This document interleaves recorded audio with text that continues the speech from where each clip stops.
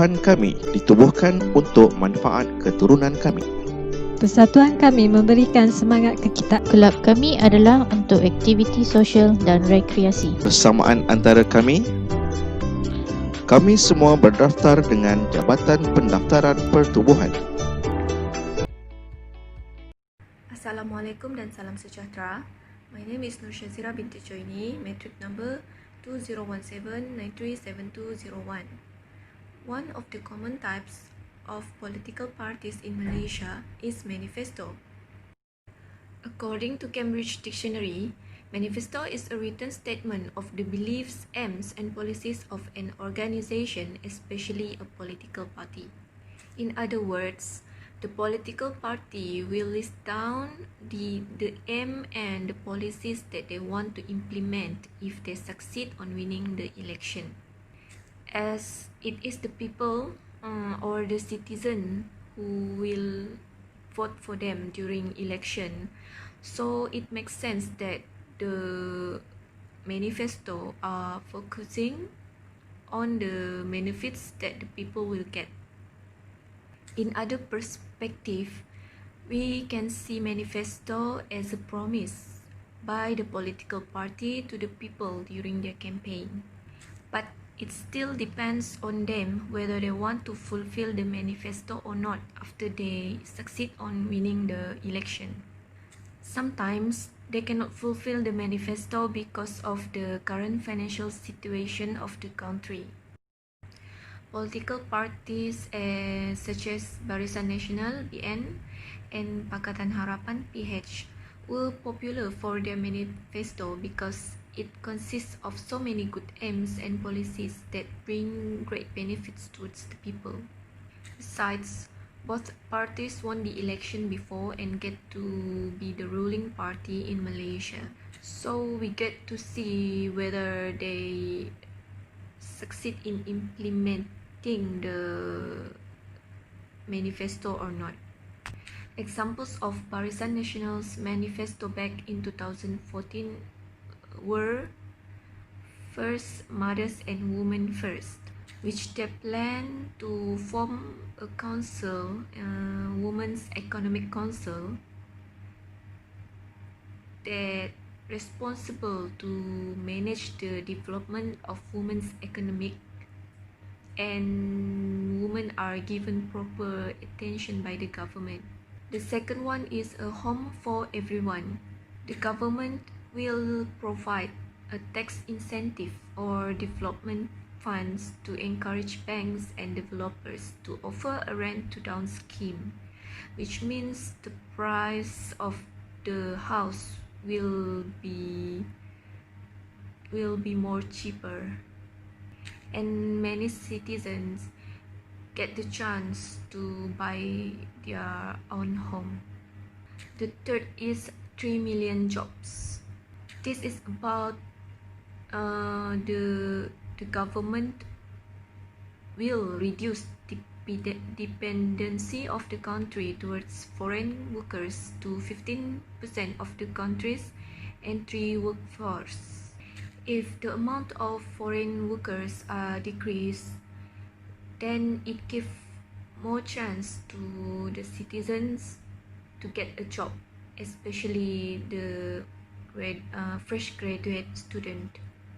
Last but not least, a manifesto about the BRIM. The government decide to double the BRIM payment from 400 to 800. Next, examples of Pakatan Harapan's manifesto back in 2018. The first one is 1 million of affordable houses, which is quite similar to the manifesto of Barisan Nasional before about house. But this time, Pakatan Harapan want to increase the number of house, the affordable house. The second one is they want to void the government service tax (GST), as GST was known as a burden to the citizens before. So Pakatan Harapan decide to void GST. if they succeed in winning the election and become the government. Besides, they also decide to void toll system, or at least they will decrease the amount needed to pay the toll. And the fourth one is anti-corruption. Because of so many corruption cases before, Pakatan Harapan decide to list down about corruption in their manifesto. They will strengthen the anti-corruption system by increasing the power of Malaysian Anti-Corruption Commission (SPRM) in handling all matters regarding corruption in Malaysia. For example, the Commission can send the report directly to Parliament. Overall, these examples of manifesto are focusing on the well-being of the people and to lighten up their burden.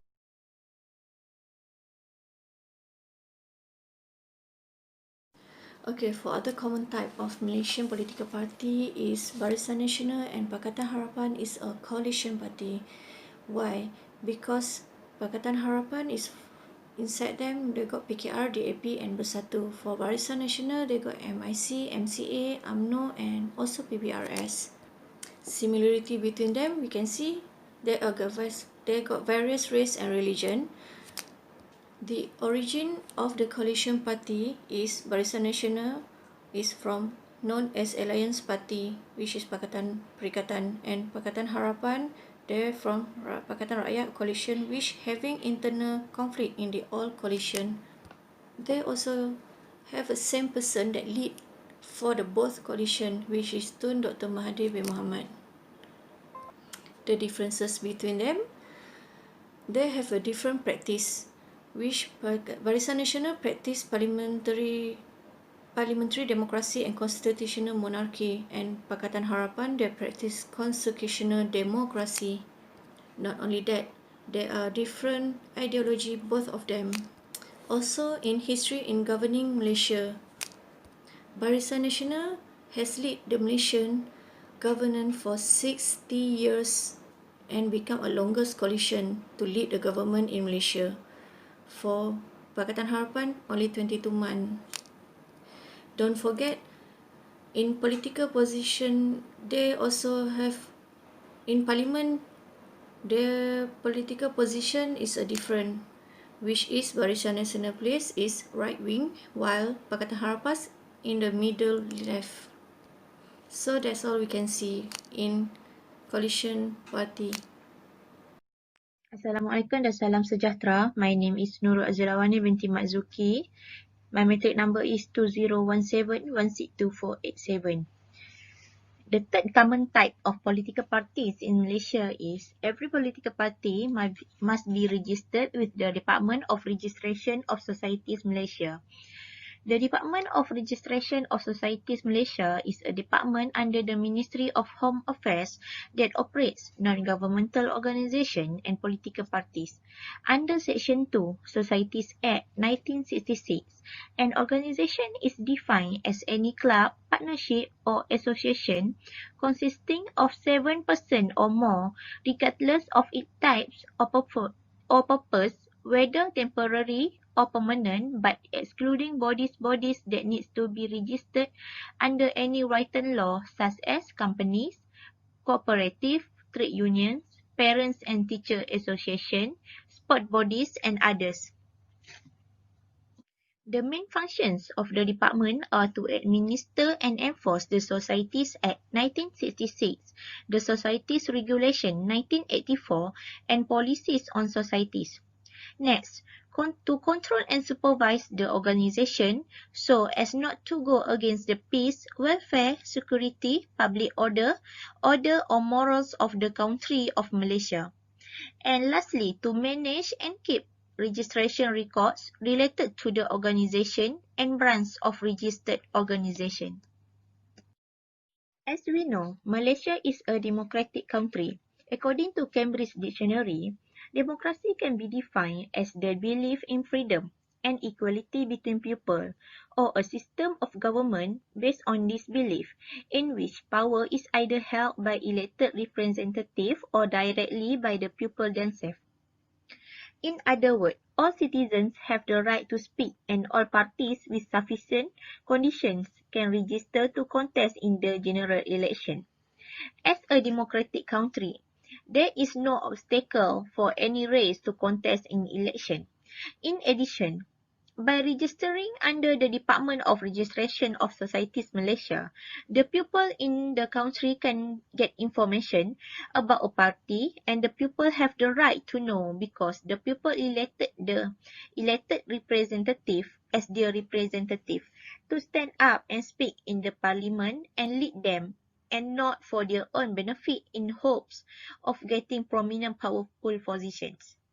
Malaysia also has no parties that is not recognized to contest in the general election due to the existence of the Department of Registration of Societies Malaysia.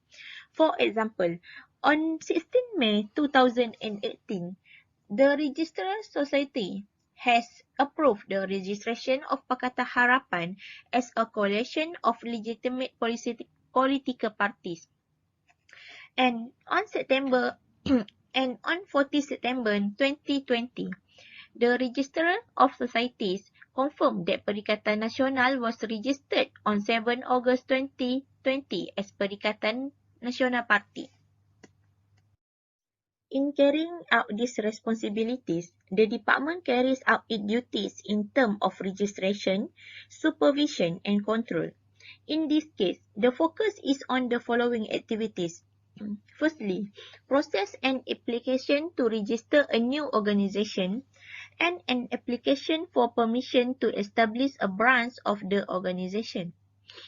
Process application from registered organisations regarding name and address changes, legal amendment, registration of new law, and permission to use flags, emblem and badges and other signs. Thirdly, register public official for the organisation for prosecution in court.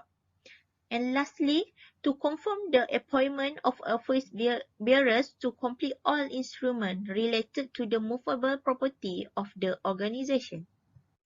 Surveillance and control activities. In surveillance and control activities, the department is responsible for control the activities of organisation and branches of organisation to be in line with its registered purpose and not contrary to peace, welfare, security, public order or morality in Malaysia. Second, review the annual financial statement of the organisation and branches of organisation to ensure the interests and rights of members are guaranteed.